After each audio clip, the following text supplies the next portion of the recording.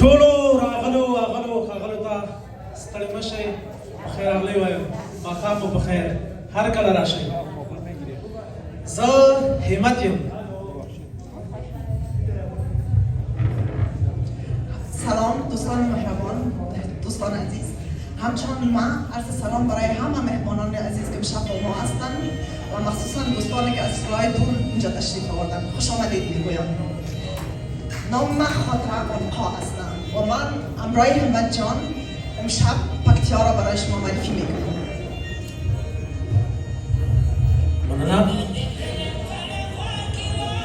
پکتیا یوه زړه او غرنۍ سیمه ده چې د هېواد په جنوب ختیځ کې د سپین غر یا سلیمان غر جنوبي لوري ته پرته ده.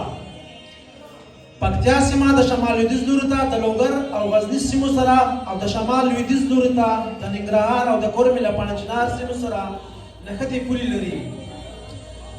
پکتیا یوه غرنۍ سیمه ده، شنې درې، رڼې او روانې اوبه لري. غرونه یې د طبیعت په ښکلا سمسور دي. دنګو نښترونو، چنارونو او ماڼو یوه رښتینې ښکلا وربښلې ده.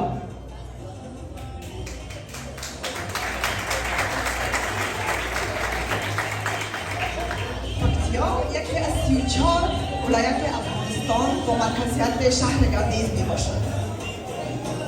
پکتیا یکی از ولایت‌های شرقی افغانستان به شمار می رود که 122 کیلومتر از شهر کابل فاصله دارد. مساحت ولایت پکتیا در حدود 560 کیلومتر مربع می باشد و نفوذش تقریبا 611,000 می باشد. اکثریت باشندگان ولایت پکتیا از قبایل زازای، احمدزای، توتاخیل، چمکنی و غیره می باشند. نامفته نماند که فراموش ما نشد که همچنان افغانهای هندوی ما امروز در ولایت پکتیا باشندگی دارند.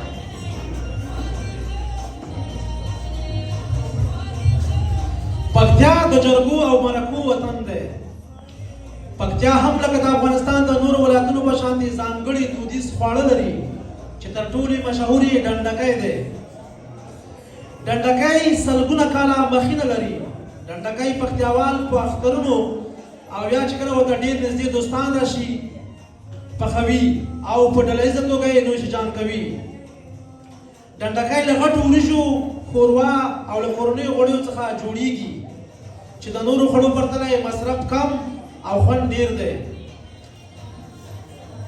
د یوې داسې ورځې په ارمان چې ټول هېوادوال مې د لویې پکتیا ننداره وکړي، د ګردیز د رڼاګانو، د چمکنیو له میلو څخه خوندونه واخلي، د اریوب زازیو په غرونو کې چکرې ووهي او د اریوب د یخو چینو څخه اوبه وڅښي او د مرزکې له ګنجنې څخه لیدنه وکړي. د یو سوله ییز او ارامه پرمختللي افغانستان په هیله دا هم زما او د خالد ترجانې کومې جامې چې دي دا د پکتیا ملي کالي دي.